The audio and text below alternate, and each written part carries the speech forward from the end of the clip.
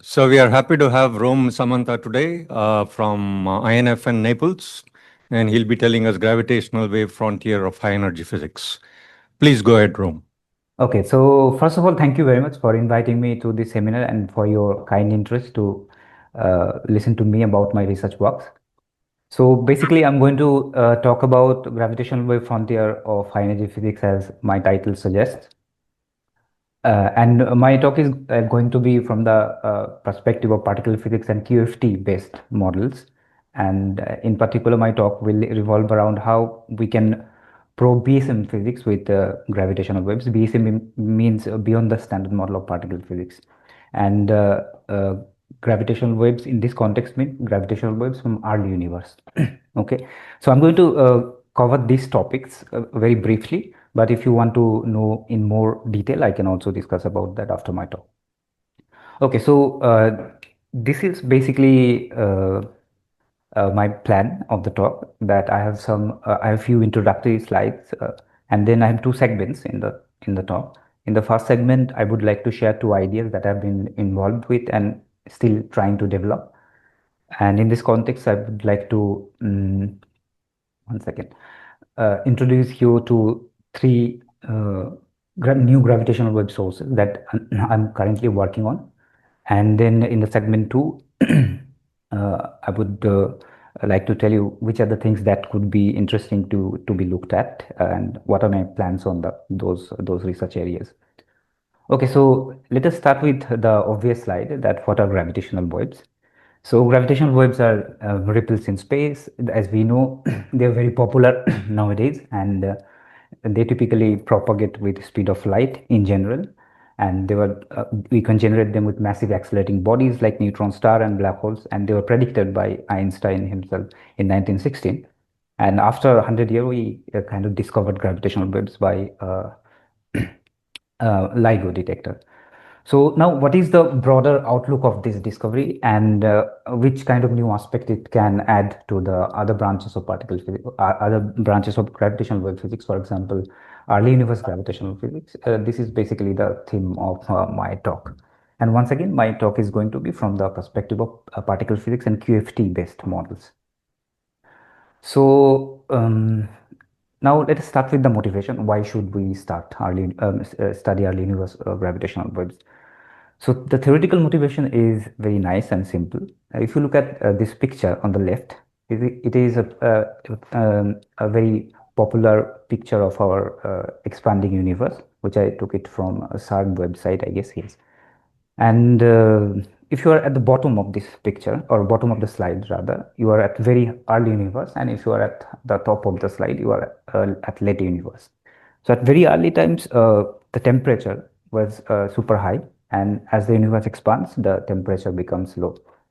So we don't know actually how our universe started, but generally we assume it started with a bang, then followed by inflation. So I'm not going to cover any inflationary dynamics in my talk. So my talk will start when inflation ends, basically. Okay, and whichever gravitational wave source I will discuss is a post-inflationary gravitational wave source. So depending on the constituents or dynamics of the energy density, there could be three distinct epochs after inflation. Uh, First one could be radiation domination, then matter domination, then dark energy domination. Now let us assume we have a theory like which is operating at a very early universe, and we want to test that theory. So we need some probe, right? And very well-known probe is cosmic microwave background, this one. And then we have a collider experiment, which can probe up to some energy scale like TeV. So because I'm giving this presentation from the perspective of high energy physics, I would often refer to the temperature as scales. Okay. So whenever I mean scales, that would generally mean temperature if I don't specify otherwise. So now let us assume that we have a theory which is operating at super high temperatures beyond the reach of the LHC, for example. So how we can test this theory? So gravitational waves could be very good probe because they are very weakly interacting, and they typically don't get distorted while they propagate. So basically we can get very pure information about the origin and therefore the underlying models. So this is the theoretical motivation, and the experimental motivation is perhaps a bit more stronger in the sense that apart from LIGO, Recently, we kind of discovered gravitational waves, which is stochastic in nature, by pulsar timing arrays. And so pulsar timing arrays operate at a frequency which is different from LIGO frequency. Pulsar timing array operate at nanohertz frequency, which is 10 to the minus 9 hertz. And the most natural source in this region or in this frequency regime is supermassive black holes, which is an astro source or astrophysical source. But surprisingly, many cosmological models, they do better in terms of statistical significance in the data, and they better fit the data. So this kind of boosted this early universe gravitational wave physics a lot since the 2023. And not only pulsar timing arrays or LIGO, we have more detectors like LISA, which is operating at, for example, millihertz frequency range. Then we have Cosmic Explorer, Einstein Telescope, BBO, and all these things. So this means if you have a high energy model, and in that model you have a gravitational wave source, and if that the spectrum of gravitational wave that spans like multiple frequency decades, so you don't need to rely on only one detector, rather you can test your theory with multiple detectors. So a simple example would be like this, right? Where on the vertical axis we have spectral energy density of the gravitational wave, which is typically the measurable quantity in the experiment in different form for stochastic gravitational wave background. And on the horizontal axis, we have frequency, a present frequency. And let's say you have a spectrum like this, which I named as primordial signal. You can also say it cosmological signal. So, and you claim that PTA discovery because of your model. So your model feed the PTA data. So because this spectrum is also spanning through the LISA frequency range. So if LISA doesn't find this signal, so basically your model is ruled out, or at least some parameters per base of your model will be ruled out. So this is a simple example of multi-frequency gravitational wave astronomy. There could be more detectors in between. So, so that's why we believe that in the upcoming decades, gravitational wave astronomy would constrain many high energy physics models which have gravitational wave sources very significantly, or they might change the landscape of model building as well. And that's why this topic. Sorry, say again.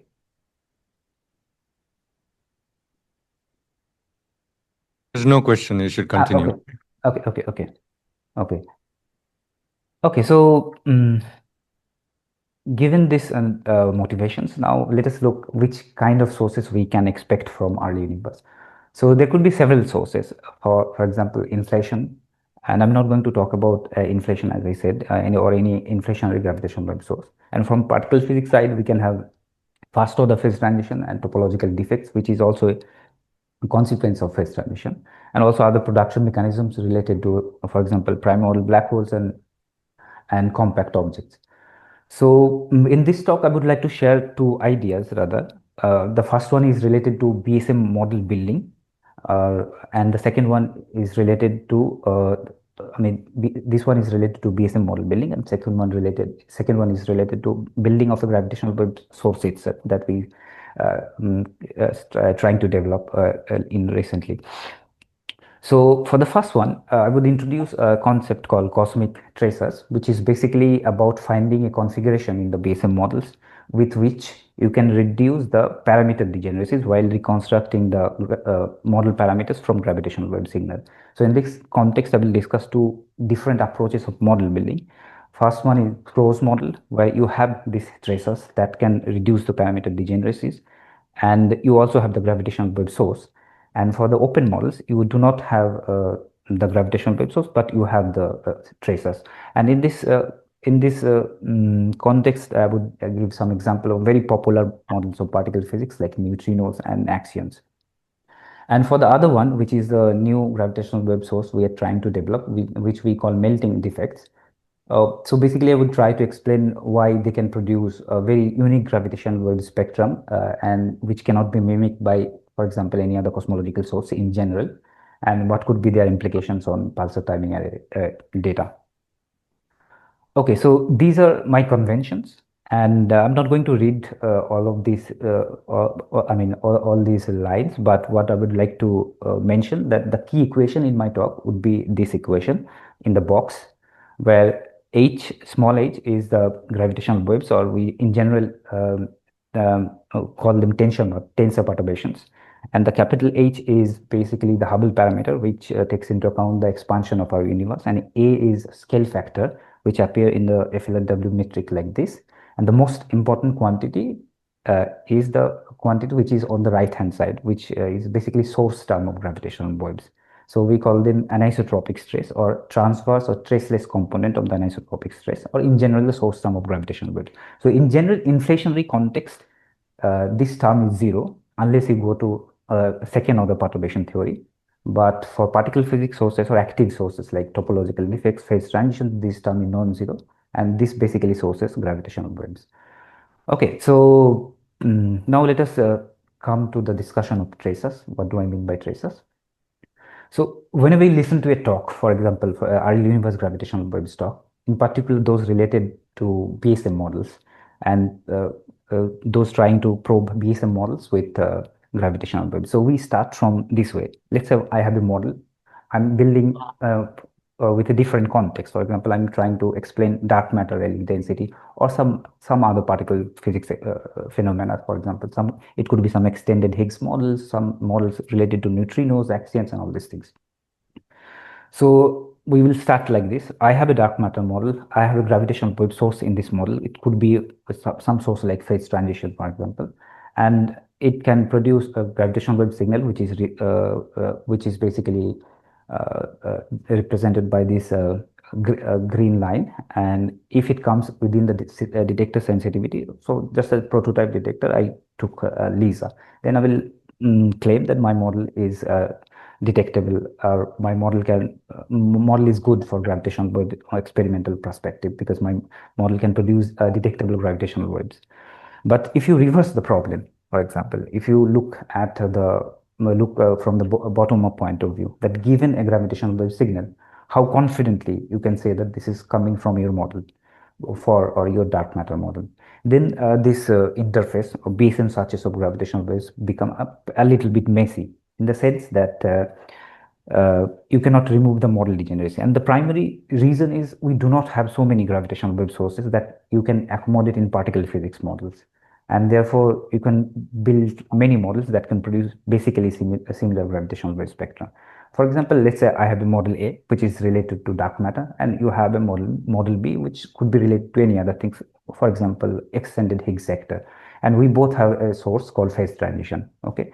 And these spectral features will be produced by that source, or in other words, the properties of this of the spectrum is basically the properties of the source, not so property of the models. So in this way, one can construct many other different model C, D to model 100. So it's very difficult to reduce these model degeneracies. Of course, there could be some there could be some ways to partially mitigate this degeneracy. For example, statistical techniques called parameter inference and also multi-source modeling. For example, in model A, you include one more source, and then that source can produce another peak here. Then you would claim that my model has double peak gravitational wave spectrum. Therefore, it's fairly non-degenerate compared to other models. Okay. So that is very nice, but to build this kind of models economically, where you have multiple gravitational wave sources, is not so trivial. So model degeneracy is very serious problem in gravitational wave physics. Not only model degeneracy, forget about model degeneracy. There is another thing called parameter degeneracy. Let us stick to the model A, and let's say we are trying to probe some relevant parameter of our theory, which can be represented by this red arrow from in some arbitrary scale from 1 to 10. Can you even map one number to the spectral feature, for example, to this peak? For example, can you map a number 5 to the spectral peak? Even it is not possible in general, because in general, in particle physics model parameters, we have much more model parameters than the spectral parameters of gravitational waves. Okay, so unless you reduce this parameter degeneracies, it's very difficult to constrain model parameter space or say something about model parameter space from gravitational waves observation. So what we say in this cosmic tracer papers, that if you have a tracer, you can find some configuration in your models so that you can use the model properties to imprint the gravitational waves spectrum alongside the properties of the source. Then you can reduce the model parameter degeneracies. For example, if you can find tracers like configuration in your model, you can shrink this red parameter space to this green one. For example, you can shrink 1 to 10 to 1 to 4. And depending on some models, you can even shrink it to a point. Therefore, you can have very one-to-one mapping from the spectral peak to the model parameters. So we introduced it in this paper, but we then in a very specific context, specific BSM models. But we then wrote a couple of follow-up paper, or rather proof of concept papers, where we discussed that this is actually not exclusive to this model. It's a very generic properties of BSM models. If you can find them, you can reduce parameter degeneracies, and perhaps those models would be better model for gravitational wave searches. Okay, so now given this basic idea, so I will discuss it in more detail, but let us discuss some gravitational wave sources. So in this presentation, I'm going to talk about two gravitational wave sources in this segment, which are domain walls and cosmic strings. And in the next segment, I will also introduce another gravitational wave source, which is called early structures. Okay, so what is domain wall? So let us have a field, a real scalar field, phi, and let us have a potential like this. So this potential has a Z2 symmetry, meaning if you flip the sign of this phi, the potential remains invariant, and the potential structure would look like this, where you have a maximum and then you have a minimum. Okay, so at what happens at very high temperature, this phi sits at 0, and when the temperature drops down, it can come to either plus vacuum or minus vacuum. So what we ideally would like to know is how this phi behaves in the position space, like in real space. Okay, that is the key thing we want to know, because we want to compute gravitational waves from their dynamics. So for that, what we need to do, we need to solve this equation, which is a scalar field equation of motion in an expanding universe in some rescale limit, which is not crucial to know. But what is crucial, if you take the static solution in one dimension for this equation, you will get a profile like this, which is a tan hyperbolic z, where I took z as the position space variable. So if you look at this plot closely, for large values of z, for large positive values of z, the phi can be at plus vacuum, and for large negative values of z, phi can be at minus vacuum. And when phi is passing through z equals to 0, it also passing through the phi equals to 0 value, right? So that means around z equals to 0, phi can have values close to 0 in this region. So when phi is close to 0, when it is top of the potential or climbing the top of the potential, if you look at the shape of the potential. So that means in a similarly ordered configuration, that means you are in the vacuum, you expect in the static case your energy will be 0, but suddenly you have like a energy bump in your system like this, which is like this. So this is a defect of the transition. Okay, and this is not generic to any kind of potential. You need to have a specific vacuum structure like this. And because you have this disorder in the system in the form of energy bump, so we call them defect. So possibly you would like to know more about you would like to understand it more clearly, for example extending one more dimension. But to solve, okay, so before that I would like to mention that these defects are characterized mainly by two quantities. The first one is called tension, which goes as v to the 3, where v is the vacuum expectation value of the scalar field, and delta, which is thickness of the defect, which basically goes as vacuum expectation value to the -1, and also self interaction coupling to the -1. So in 2D, it is difficult to solve these equations exactly. For that, we need to do a lattice simulations, which I've been doing and quite extensively nowadays. So in lattice, you would see a picture like this. So imagine you are solving this equation on the floor of the room you are sitting in. So in some patches, this phi will be at plus vacuum, and some patches the phi will be at minus vacuum, and these patches are separated by boundary you can call in 2D as domain boundaries. And these boundaries are once again very energetic, because along these boundaries the phi sits at 0, which are very energetic. Okay, so now if you extend it to the more realistic dimension, which is 3D, in which we live in, you will see a picture like this. So these boundaries now become a wall. and because it has a topology of wall, we call them domain walls. Okay. So, and once again, these domain walls are very energetic because these surfaces are typically phi equals to 0. I did not color the vacuum, otherwise this plot will look ugly. So I put some estimate on the top of the slide that if you form a 1 kilometer square domain walls at PeV scale, it will have of the mass of the order of sun. So you can imagine that these objects are moving in the early universe, and therefore they are very ideal sources of gravitational wave generation. So this is also evident from this equation because the equation also has a time evolution, right? A typical time evolution of this domain wall would look like this. So initially you form a like very large number of small walls, then they evolved to a bigger wall as the time progresses. So this kind of evolution is called scaling evolution of domain walls. So I would tell you about the consequences of scaling evolution. But the key point to note here that they move in bulk, and because of their bulk velocities, they generate very strong anisotropic stress uh, uh, on the right hand side of this equation, and therefore they are ideal sources of very strong gravitational wave background, and which we would like to measure. So let me spend one more slides on lattice simulations. Then I would go to directly to the dynamics of other sources. So what we do in lattice, we generate this 3D lattice. A typical size of lattice is 2048 cube. Just to give you an idea, to perform this kind of simulations, you need at least a real-time memory, which is something close to 400 GB. So you cannot compute it in your computer or laptop. You need to do a cluster computation. And you also would like to run these things faster. So what we do, we make slices of this box and send each slices to different nodes or different cores of the cluster and then gather the result. So during this slicing and gathering, there could be information loss because we also need to match the boundary conditions among the slices.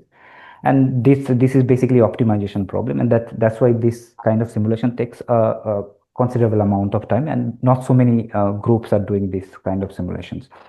So and there is another thing that we are doing the simulation in expanding universe, but in expanding universe the resolution of lattice increases with time. But to track the dynamics of this defect or any other early universe sources, what we need to do, we need to take the resolution of the lattice less than the thickness of the source, or the in this case which is defect, which imposes a very strong time constraint on the simulation paradigm.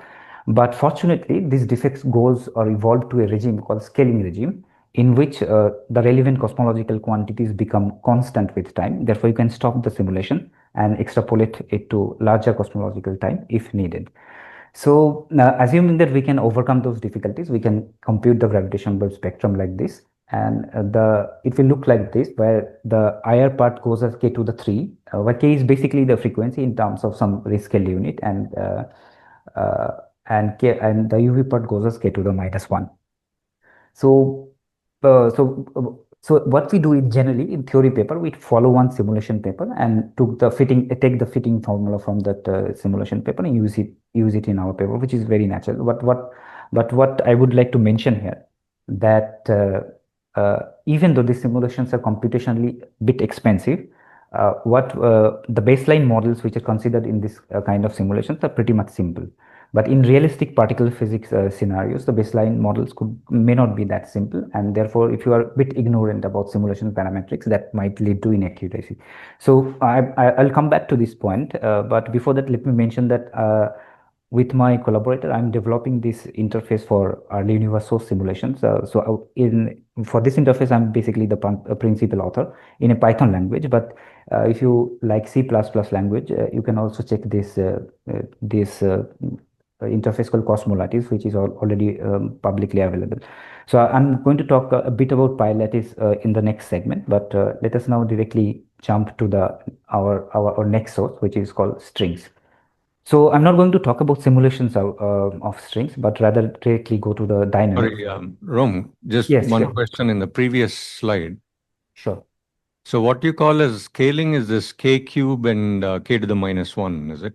Or No, is no, it? no, no. No. So the k cube is k is basically the frequency in terms of some rescale unit. I mean, this is f.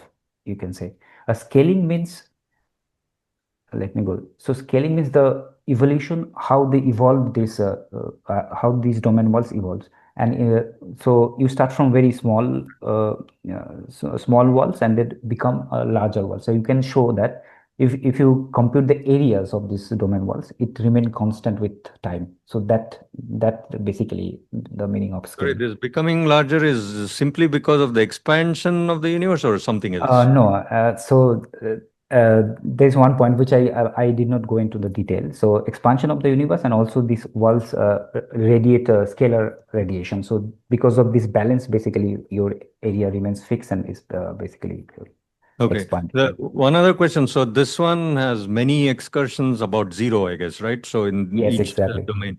So is there Exactly. some overall conserved number which has to be maintained, or what is it? Overall conserved number in terms of say Like a again. topological number or something? For domain wall, domain wall, yeah, I mean, so it's topologically stable defect because in terms of group theoretic language, you will say that the homotopy group of this vacuum is No, I basically was just trying to ask in this picture as it is changing from left to right, is there some conserved number across the. yes, the area parameter. That's what I talked No, a about. topological number, is anything conserved in this across this? The topological numbers for domain walls, I'm not sure, but strings for strings, there is a topological number you can define. For domain wall, I don't know Okay. if there any topological number. Yeah. When you are going from left to right, the domain Mhm. and anti-domain, they keep annihilating. And this is Right, called coarse graining, and that's why you have the pictures on the right. right.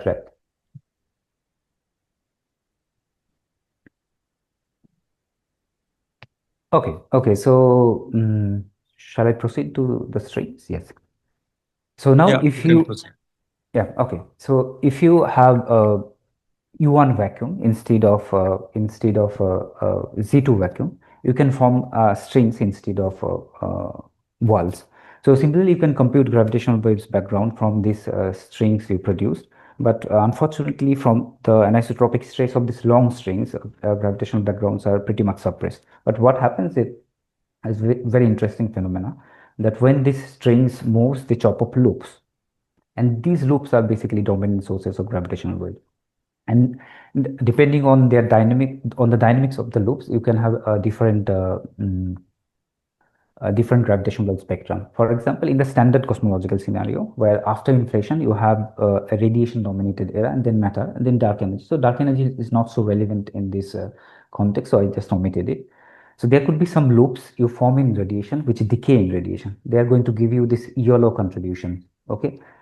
So there could be some loops which basically are produced in radiation and decay at matter dominant area. They will give you this green contributions, which is low frequency peak.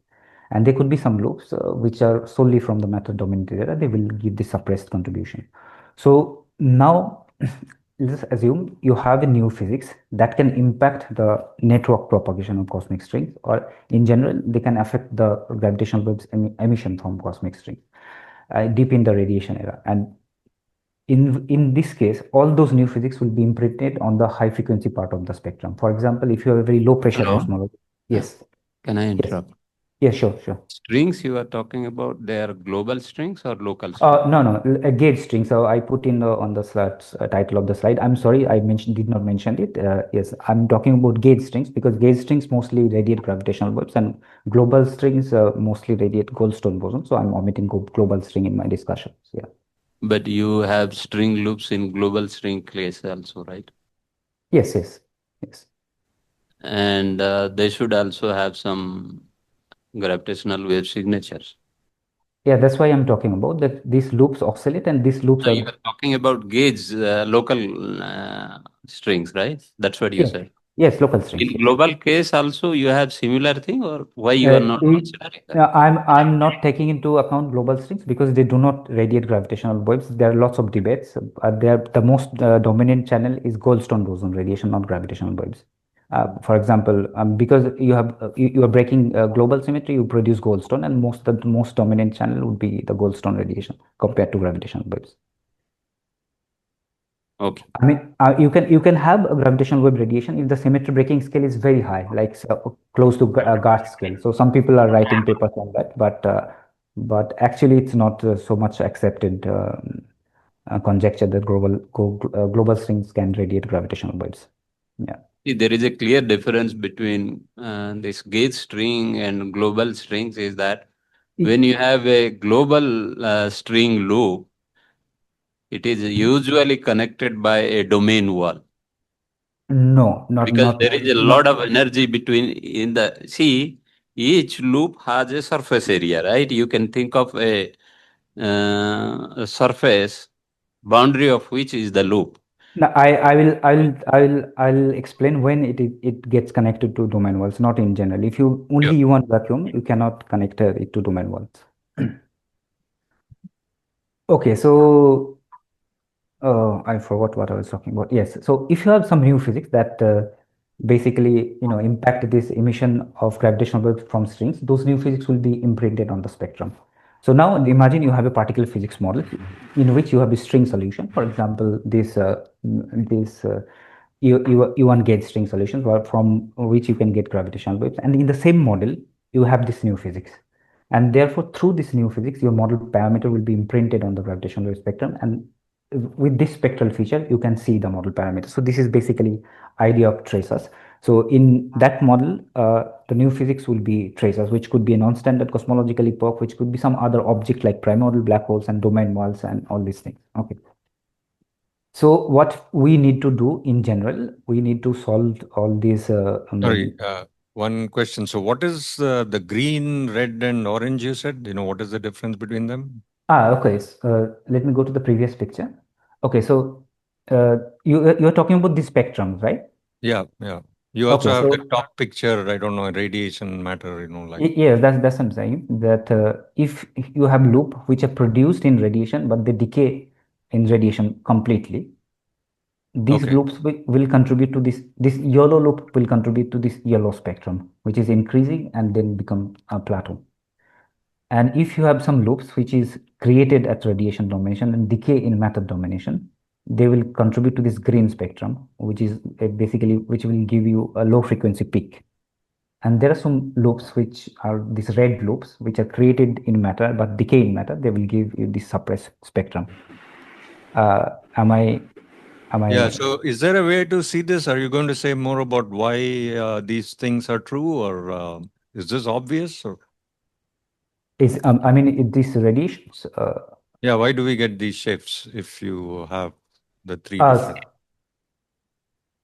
why do we get this? So I did not put the analytical expressions, but Okay. for radiation, basically you get this plateau because the expansion and the loop production basically cancels out. You can show that, so you get this plateau effect. But for low frequency peak, I don't have that much of physical insight why we have this peak, but this peak mostly comes from the loops which are created close to the matter radiation equality. So and the emission, I mean, this peak basically contains very limited range of loop emissions. So that's Okay. why you get this peak. Then And this, matter, sorry, the flattening out, that is only in some domain, is it? Otherwise, you will have infinite energy, right? So no, sure. I mean, it will fall at some point. I mean, typical falling is the when you produce the loop that the and these temperature. are all related to some scales in the Yeah, problem. So what scale is that? these are related to the symmetry breaking scale of this U1, which Okay. is V. And you can define this these strings with a macroscopic quantity called G mu, which is the string tension. Okay. And V So is the there's only symmetry. one scale in the problem, which is a Yes, symmetric yes, breaking exactly. scale. Yes, Okay. it's a one parameter string model. Yes, exactly. All right. Okay. Yeah, Yes. please continue. What So are these loops actually? I'm still not able to understand these loops in I different mean, colors. when you break the U1 symmetry, you basically form these long strings. And when these long strings propagate or intersect each other, they form loops. These are string loops. So, I mean, they are not exactly circular. I mean, you can have different shapes actually. These loops are computable, Yes. So, and as I will show in this next slide. So basically, so this is a typical number density of loop you can compute using some Boltzmann equations. Okay. Shall I proceed, or would you like to? Yeah, please. Okay. So what we need to do, we need to solve this set of equations and plug it into this expression with which we would like to compute the gravitational wave spectrum. So what happens in new physics, that whichever new physics you have that can impact this spectrum, that will impact the first two term in this integration, which is the expansion term, and the second one is loop density term. Okay. So so in this series of papers, which are typically led by me, we investigated different classes of strings in different cosmological background. For example, low pressure cosmology in de Sitter, in high pressure cosmology, and even their interaction with other objects. So in this presentation, I would like to tell you the most simplest new physics, which is called early matter domination before the radiation. So one can have early matter domination before the radiation, but that new equation of state should decay before BBN. Otherwise, it's going to alter the predictions of Big Bang nucleosynthesis that we observe. So if you have an early matter domination, you can show that the spectrum falls. And the reason is in early matter domination, you significantly reduce the loop number densities. Okay, this A beta factor, basically, which is basically, you can call it a loop production efficiency. So you reduce it, and therefore the spectrum falls. But at which frequency the spectrum will fall, it is computable. So it's basically dependent on two parameters, which is basically G mu and T end, where T end is basically the end of the matter domination. Now imagine you have a Hi, model. Rom. Just one question. Regarding this early matter domination, Mhm. is the motivation just to bring the spectrum down of the gravitational waves at the high Eh, frequencies, or Yes, in my context, I'm going to use early matter domination to track a particular model parameter, as I will show. I mean, it comes organically in my model. I mean, yes, of course, well, but so you are to create the spectral features. Yes. okay to create these spectral features, but there is no other motivation, no extra motivation or any observational indication also that you are using in order to go to that introduce one extra matter dominated epoch at the universe, or I mean, there something. observational motivation. So look, because this cosmic string spectrum spans a wide range of frequencies, so even if you create any spectral features of not only early matter domination, for example, you can have a kination type, which is in which case the spectrum will increase or something like that. So you can probe the equation of state of the early universe with gravitational waves. That's the idea of having early matter domination. So I mean, what I'm trying to say, that we do not know the equation of state before Big Bang nucleosynthesis, right? It could be anything. So so if there is an early matter domination, we can probe it with gravitational waves. That's the idea. But maybe you are So is I'm it not similar addressing it. to like in certain cases of bouncing universe, people talk about early matter domination to have the stability effect or something like that. I'm trying to find the motivation just apart from, because see, this gravitational wave is not yet detected. The stochastic gravitational wave, apart from the PTA, it has not been yet detected, which can have such an early universe implications. People talk about primordial, the something like scalar Indian gravitational waves, etc. But now you are saying that you want to have this spectra. Now I understand that you can kind of make a model or something like that where you can add some extra parameters. But here you are adding one extra epoch.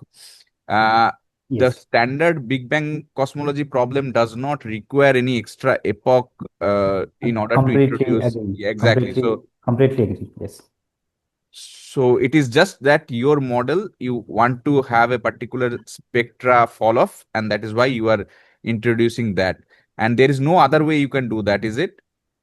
The spectral follow. Yes. Yes, there are other ways. For example, if you have like a second period of inflation or vacuum energy domination in place of a matter domination, you can basically make the spectrum fall. Second period of inflation at what epoch? Instead of Uh, instead of matter domination. Let's say, for example, if you have some scalar field which has a like very high potential energy that can dominate the energy density of the universe. It's called vacuum energy domination. So second period of inflation means you want more e-folds, or you are saying that inflation then radiation dominated, and then there is another brief period of inflation. And another brief period of inflation. Inflation, the normal inflation, then radiation, then another brief period of inflation. So look, people who are working in these gravitational waves, they try to find all these crazy epochs after inflation, because they would typically affect the propagation of gravitational waves, and you can see those the effect of these epochs in the gravitational wave spectrum. So that is why we study non-standard cosmological epoch after inflations. Yes. Okay, fine. Please Yes. continue. And so, Sorry, So- can I ask one question? yeah, sure. So is this at the time of production that you're showing this spectrum, or when is No, this? it's redshifted to today. It's a today's spectrum. And how will it be at the time of production? At the time of production, so Is it one like no, instant of time when it is produced, or it is no. continuously produced? The cosmic strings network are generally produced throughout the cosmological epochs. It's Okay. a stable network. So you All need right. to compute like each time, then redshift it to today, like this way. I mean, you need to track each time. I mean, you need to integrate over the time evolution, as which you can see from this expression actually on the top. Okay. So they're constantly producing gravitational waves, and then you're plotting how the spectrum looks today. Yes, exactly. Exactly. I see. Okay. Yeah. Okay. So now, if you have this method domination, for example, they can see your model parameter, because in the model you are creating this method domination. Through this model parameter will be imprinted on the spectral breadth. Okay.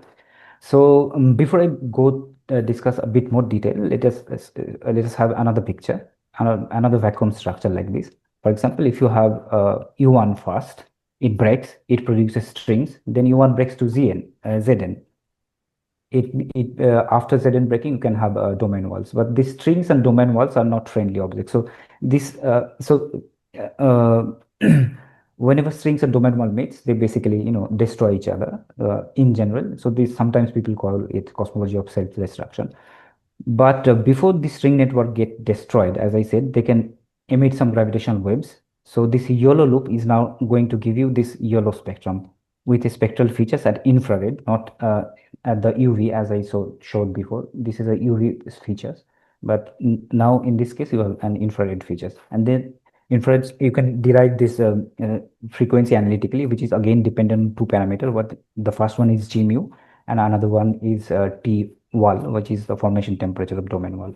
Okay, so if you have a theory in which T wall is fixed, okay, which is the case of axions actually. So I'm not going to introduce like what are axions in detailed way, but just to briefly mention that axions are some hypothetical particles which are introduced in the context of standard solving strong CP problem in standard model. So in those axion models, you can have these vacuum structures like U1 to Zn or something like that. And in which case you can form strings and domain wall system, or this hybrid system. And whenever string and domain walls meet, they basically destroy each other at some point. But before I have one question. Sorry. Sure. So at the end of inflation, let's say you have a m square phi square potential. So when it preheats, let's say, so around that time you can show that during these oscillations, the universe looks like I mean, universe behaves as a matter dominated epoch, which is coming just as a consequence of inflation or a particular Exactly. potential. Actually, I will create your scenario in a particle physics models in the next slides. Yeah. Yeah. So my question was, if you can extend that for some time, does it offer you an Yes, yeah. it will give the same thing, same effect. Okay, great. Okay. Yes. So, Rome, just to remind you, Sure. there's about 15 minutes remaining. 15 minutes remaining. Okay. Yeah. So, okay, let me then skip the model details. I would like to speak more about the new gravitational wave source. Can we make it 20 minutes, for example? Yeah, sure, no problem. Yeah. Okay. So, uh, We studied in this kind of setup in different classes of very popular particle physics models, for example, neutrino models. So in neutrino models, what happens apart from, the seesaw mechanism is very well-known mechanism in neutrino model, or perhaps is the best mechanism in neutrino physics to generate neutrino masses. So what happens is that we include right-handed neutrinos in the theory, and to generate neutrino masses, and these right-handed neutrinos can also decay to give you a lepton asymmetry, and through that lepton asymmetry you can generate baryon asymmetry of the universe, and therefore you can basically explain the observed baryon asymmetry. So typically in this model, what we want to know apart from neutrino mass, what is the scale of this leptogenesis? Okay, so and in neutrino model, the scale of this leptogenesis is basically of the order of the right-handed neutrino mass. So you can show that with this Lagrangian, you can create the setup that I was talking about. So this Lagrangian can have an U1 symmetry, which is not you are not imposing by hand. You can derive this Lagrangian from many GART models, and actually people studied it in many GART models. And those models can those, because you have a U1 symmetry, you can produce strings, and this phi when it undergoes the phase transition, this will oscillate around it, basically vacuum, and this will give you a matter-like state, okay, a matter domination. So the same phi which is giving the baryon asymmetry, generating the neutrino mass, is also oscillates to give you matter domination. And if this matter domination is basically dictated by this channel, which is once again, you can create this loop with this same interaction Lagrangian, you can show that this T end now can see your leptogenesis parameter space. Okay, now you would like to scan everything to see the sensitivity of of this the parameter space. So what we'll get this kind of spectrum. So these regions are regions correspond to different scales of leptogenesis, and on the frequency and amplitude plane. So what is important to note, the tip of this parameter space. So these tips corresponds to basically the large values of gauge coupling, which are favored by GART models from unification perspective. So if you have a seesaw model or neutrino model which are embedded in a GART, you can show that with gravitational waves from cosmic strings, you can have one-to-one mapping of the leptogenesis scale to the spectral break frequencies. Okay, so which is incredible, because otherwise there is no other way you can comment on this parameter space. So if you don't see, for example, let's say a signal or break here, that would mean the scale corresponding to this red region, which is 10 to the 9 GeV, to be rolled out. Okay, so this is a particular model we studied. We actually found traces in many popular particle physics scenarios. For example, Sorry, quick yeah, question. So, in the shaded region, what is being varied?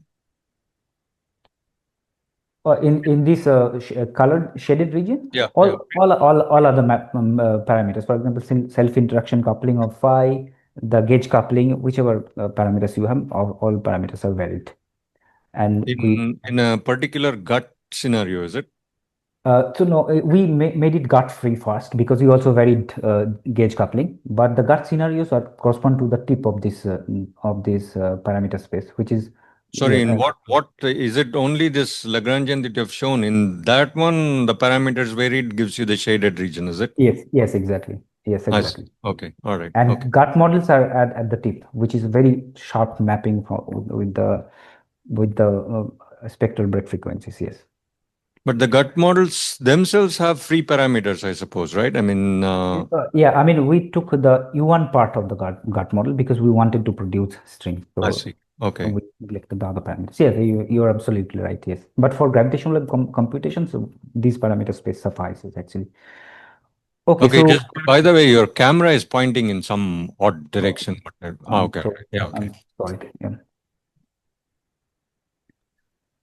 Uh, Okay, so we studied this kind of scenarios in many particle physics models. The first one is like a WIMP dark matter, then axion models, and some models which have primordial black holes and all these things. And we found that you can find this one-to-one mapping with gravitational wave spectral features in different ways. Okay, So in this in my paper, recent paper, I basically summarized all this as if like a layman review. If you are interested, you can find it how to reduce parameter degeneracies in the BSM searches with gravitational waves.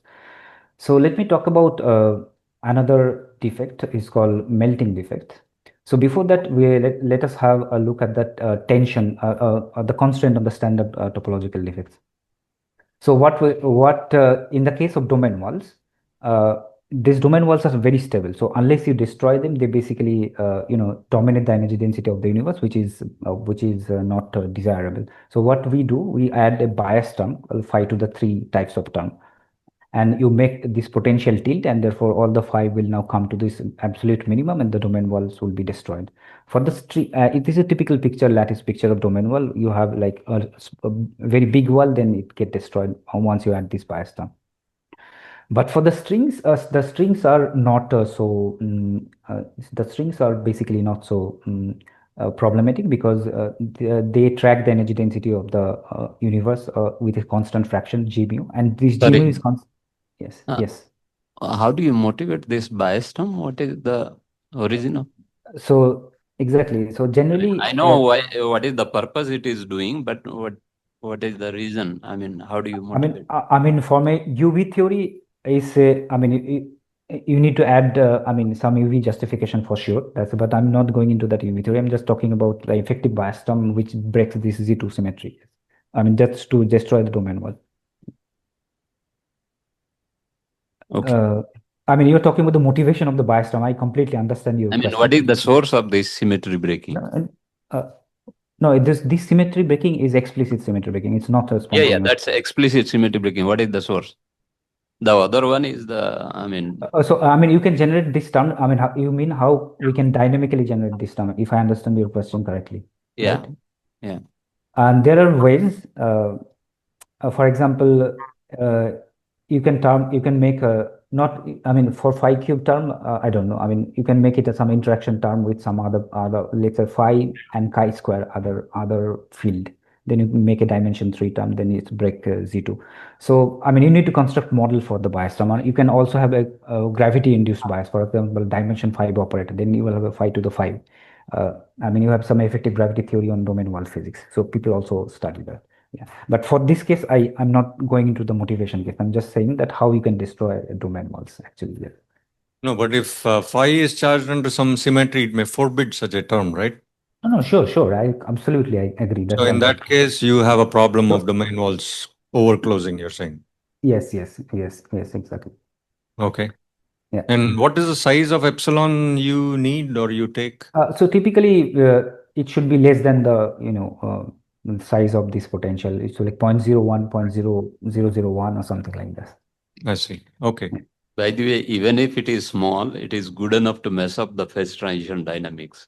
For example, if you take Ising model, whatever small your external field is, the phase transition immediately becomes crossover. I see. So your formation dynamics of topological defects and their evolution may strongly depend on epsilon. If I have time, I would like to show you a picture. I think you will like it. Sure. Okay. So what in this melting defects we say that you don't need to add the bias term. You just make this vacuum expectation value temperature dependent. Okay. Let us have well, like a linear temperature dependence as V is proportional to T. And in which case the tension goes as T to the 3, and you can compute this rho wall by rho radiation, which also goes as like linearly proportional to T. And you can show that this is always less than 1. So you don't need to add the bias term in this case. If you have a vacuum expectation rule which is not constant, which is basically temperature dependent, you can create this configuration with this potential where you have this term and then an interaction term with other scalar field. Okay, and you replace this chi dagger chi with a temperature, then you minimize this potential, will have a temperature dependent potential. So it's a basically concept of inverse phase transition that was proposed by Weinberg. So in the standard phase transition, you have the phi sits at 0 initial time and then it comes to vacuum. But in inverse phase transition, you have symmetry breaking configuration first when this chi dagger chi term dominates, And when it temperature becomes like in low, this term you can cancel it and you restore the symmetry. And in this case, these all the topological defects disappear. You do not have any problem from anything like any cosmological problem. So you can form, if you have a Z2 symmetry, you can form melting wall. If you have Z2 U1 symmetry, you can form melting strings. And are some typical these are some typical analytic expression of gravitational waves that you get from melting walls and melting strings. So what is important for melting strings, the higher part of the frequency spectrum is goes as f to the 4, and for melting domain walls it goes as f to the 2. So now let us have a look at the PTA data. So this is typically a pulsar timing, what pulsar timing array found. So this is the parameterization of the pulsar timing gravitational waves, and they plot it on the on alpha versus gamma plane. So this is basically a joint analysis, and this black contour is the joint contour for the data. So if you have a model which is inside these contours, that means you are fitting the PTA data. So if you look closely, the best fit spectral index, or meaning the gamma value, is basically 3.2. You can show that. And if you put 3.2 here, so the spectrum goes as 1.8. So PTA prefers a spectrum which is f to the 1.8. And we predicted melting domain walls case is f square spectrum. So melting domain wall basically gives along one of the three cosmological sources, along with metastable cosmic string and scalar induced gravitational waves, which can feed the PTA data like with a very clean power law fit. So this is typically the motivation that why we should try to develop more new gravitational wave sources, so that you never know which kind of data is coming towards us. Okay, so with this, I would like to conclude this segment, and let me quickly go through that what could be the opportunities in future that we can explore. So I was mostly talking about this frequency range, this PTA2 LIGO frequency range. So I'm currently working on a low frequency range, for example, from the particle physics perspective, like how we can detect long wavelength gravitational waves with CMB. And also I have some works on very high frequency gravitational waves. In particular, in this paper, we showed that our Milky Way could be a detector of extremely high frequency gravitational waves, because in general, if you have gravitational waves in a magnetic field environment, you can convert those gravitational waves to photons with a effect called Garsen-Stein effect. And you can detect those photons as some electromagnetic flux. In this context, we showed that you can have sizable gamma ray flux in detectors like LASO.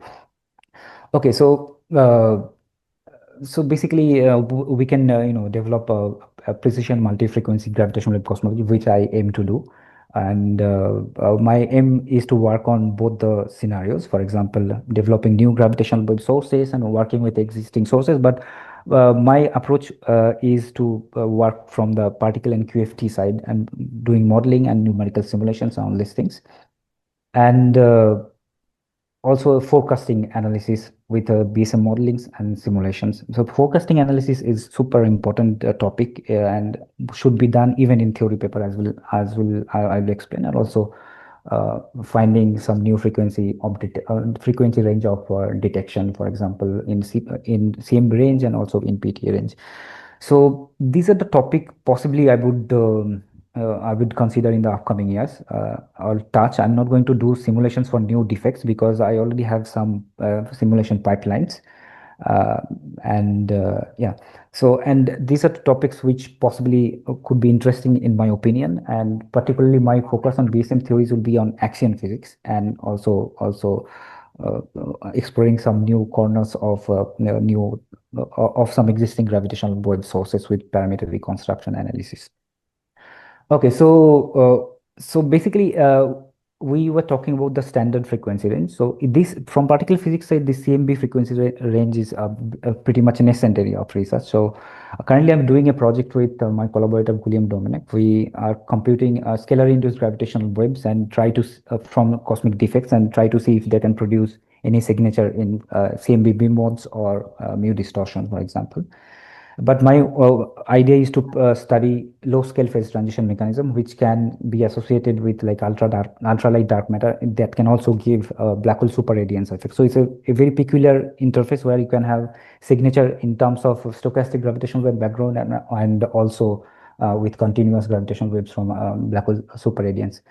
Okay, so this was the thing for high frequency gravitational I was talking about, that you have a graviton to photon mixing system. You can convert graviton to photon, and from that you can produce gamma rays in our from our galaxies. Okay, so now we did not consider any models which can produce such a high frequency gravitational waves that can give you gamma rays. Actually, the frequency would be like something like 10 to the 25 hertz. So it would be interesting to find models which can give such a gamma rays or such a high frequency gravitational waves. So after our paper came, some group tried to model this theoretically, but I think it's still an interesting subject to explore. So in the standard frequency range, I would be exploring these following topics. For example, exploring melting defects with plasma effects, and my BSM focus will be mostly on axion physics and their study with gravitational wave background.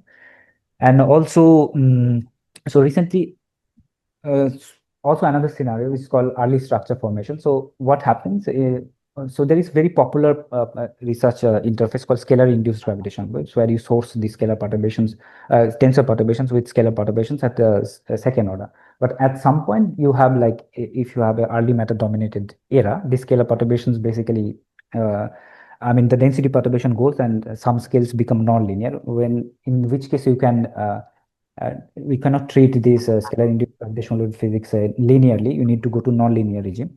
And in nonlinear regime, basically, you have structure formations, and for that you need to do n-body simulations or something like that. So this paper did it and found an outstanding result, that if compared to the linear case, they found an enhancement of the order of like 10 to the 4 or something like that. So this opened up like a very new research area. So we, in our model, as we already have one benchmark model with tracers, we show that even if you have gravitational wave from early structures, you can have a very one-to-one mapping from particle physics models with the model parameter space with spectral frequencies. Okay, so I would like to talk a bit about forecasting analysis. So in this paper, what I showed that generally what we claim that if we have a signal with very strong signal strength, this signal is detectable. So in this paper, what I showed that even you have a very strong signal, you may not reconstruct that signal in gravitational wave detector, because you have very complicated noise configuration of the gravitational wave detector and also astrophysical foreground. So you need to do like a MCMC analysis to prove that. And while this my paper was praised by the referee, but lots of people criticized me about writing very strong sentences about particle physics modeling and their gravitational wave searches. So I'm writing another paper to prove that actually this is very generic feature in many particle physics models, so beyond the standard model physics of PSM models, where you can have a very strong gravitational wave signal. You might think that it will be detected, but in general, that could be an illusion. You cannot reconstruct that signal in gravitational waves detector. Okay, so this is the importance of parameter forecasting, and these are the simulation pipeline I'm kind of trying to work on. So I'm working on now domain wall biases, melting strings, and I also have some simulation program on gauge strings, wall collapse, and also thick strings, and etc. And then setting up n-body simulation. So I'm not writing any code on n-body. Rather, we are working on a code called concept, which is suitable for like very good n-body simulations, but it's a Newtonian simulation, and to study this early structure formation from the point of view of particle physics models. Okay, and these are the topics I think these could be interesting uh, uh, because they are very contemporary and timely. For example, finding gravitational wave signature from axion models and do forecast analysis, for example, joint forecast analysis with PTA and LISA, and even one can consider one detector to see if you can reproduce the signal at your detector or not. So basically, I think I have some concrete plans on this particular research topic. So if some junior students would be interested, they can possibly also make thesis with me on this particular topic. And now the domain wall bias I was talking about. So this depends. So generally the simulations are done for only this cubic bias term, as I said before, that in general, even though the simulations are computationally expensive, the baseline model are considered, which are very, very simple, like this 5 to the 3 term. There could be many bias term motivated, for example, gravity motivated bias term like this. So one, you include the bias, so this is called the area parameter of the domain wall, meaning this area. So if you don't have this bias, the area is constant, and if you try to increase the bias, different values of bias, the area will drop somewhere, and then will be destroyed. And this has a particular pattern that will reflect on the gravitational wave spectrum. Okay, so if you change this bias term, then the gravitational spectrum may be very different. But what people do, even though have like the different bias physics, but they generally take simulation results from this phi cube bias, which may not be correct. I'm not saying that is incorrect, but nobody checked it numerically. So my idea to explore this bias physics thoroughly, or make a bias catalog, so that it could be useful to particle physics models. For example, this bias can come from quantum gravity effects, and you can even have the multiple models where you can break this Z2. For example, this phi has Z2 symmetry and this guy is Z2 invariant. So you break Z2 with this multiple model effect. So bias physics in domain wall case is itself a very interesting physics of research. And these are the groups basically I'm trying to work with. So I generally work with theory group with a theory with this group, and I'm doing lattice simulation with my friend Sabir Ramajanov, who is a faculty in Moscow, and Alex Wickman in Prague, and Dmitry Gorunov in Moscow. And I'm doing early structure with Gulim Dominic, who is in MPA Hanover, and Shovik Kumar, who is in Tuft. But for that, I would really like to collaborate with some large scale structure guys, because I think that would be very much useful. So this is the lattice interface I'm trying to build as a principal author. So basically, it's a Python-based lattice interface. We do not have so many publicly available lattice interface to solve early universe gravitational wave sources. So it is still at the initial stage of building, I would say, because it can only handle domain wall physics and some cosmic string physics. But I would like to include more sources, like some even axion inflation and also phase transition, all this. And my idea is to make it publicly available interface at some point of time, which might take like 4 to 5 years something. So you are cordially invited, if you like lattice, to build this interface, and as author, actually, because we need more author to code it up as like for this for this interface for different cosmological sources. Okay, so now I would conclude with this slide that what I learned during my gravitational waves research. So look, typically I started to work on gravitational waves since the beginning of 2021. So it's been like 5 years. So I still consider myself quite new in this research area. But what I think that particle physics such as with gravitational waves is a bittersweet interface, because you can have lots of model degeneracies, parameter degeneracies. So in my opinion, theoretical priorities would be to do modeling which have reduced number of parameters, so that we can at least comment on some parameter. And of course, then we need to develop new gravitational wave sources, because not only they can reduce parameter degeneracies, but they can also uh, you never know which kind of spectrum they will produce, and you never know which kind of data is coming towards us from the future gravitational waves detector. And I think that next decades is going to be precision gravitational wave cosmology. So possibly we need to work more on computational gravitational wave physics. So with this, I would like to conclude, and I would like to thank you very much for your kind invitation to listen to me about my research works. Thank you very much. Okay, thank you. Let's see if any questions. Yeah. Hi, in your simulations of domain wall evolution, did Yes. you see any closed domain wall surfaces like you had string loops in the string case?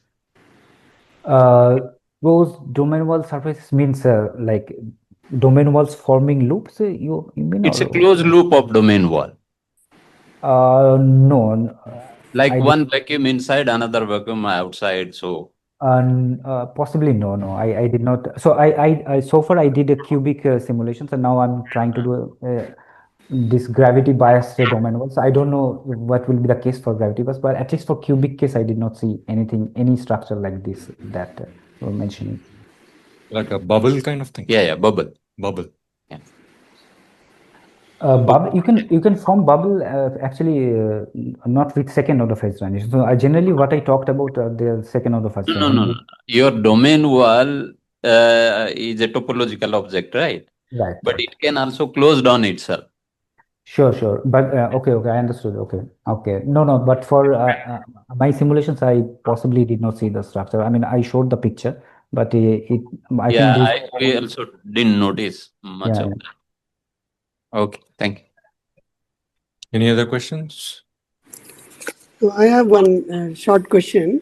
Yeah. Yeah. Sure. I mean, this is not it's not a technical question.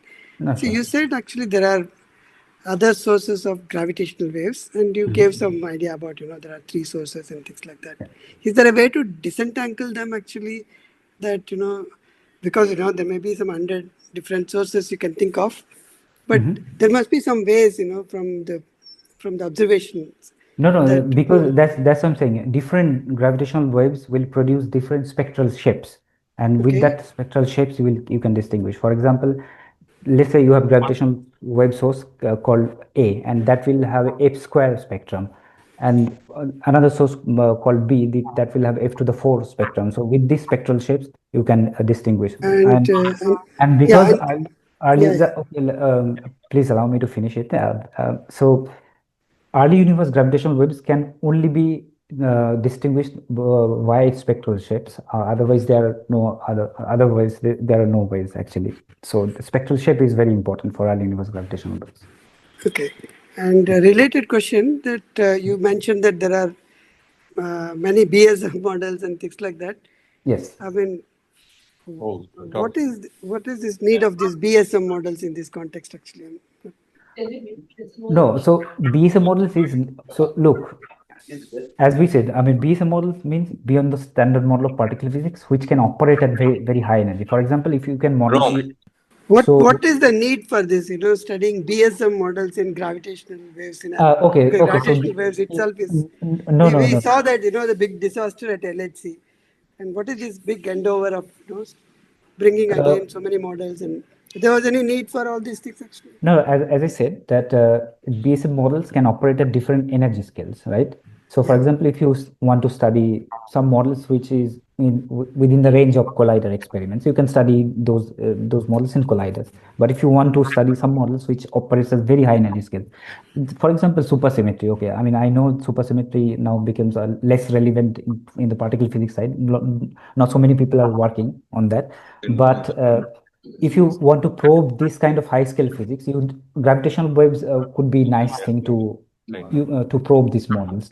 So that's the idea, because from very early universe, gravitational waves practically come to us without any distortions.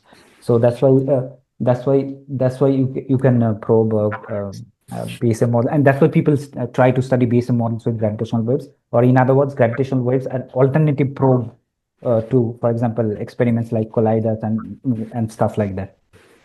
Okay. Yeah. Thank you. Yeah, thank you very much for the question. Yes. Sorry, I wanted to ask one thing about your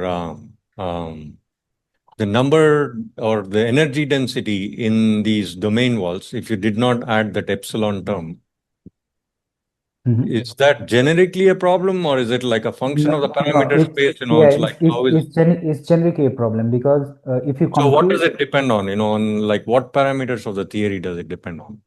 it's basically the vacuum expectation value of phi. The energy is basically whichever scalar field energy you have. So So that just that's the the scale, is parameter. it? Just the one number, the scale.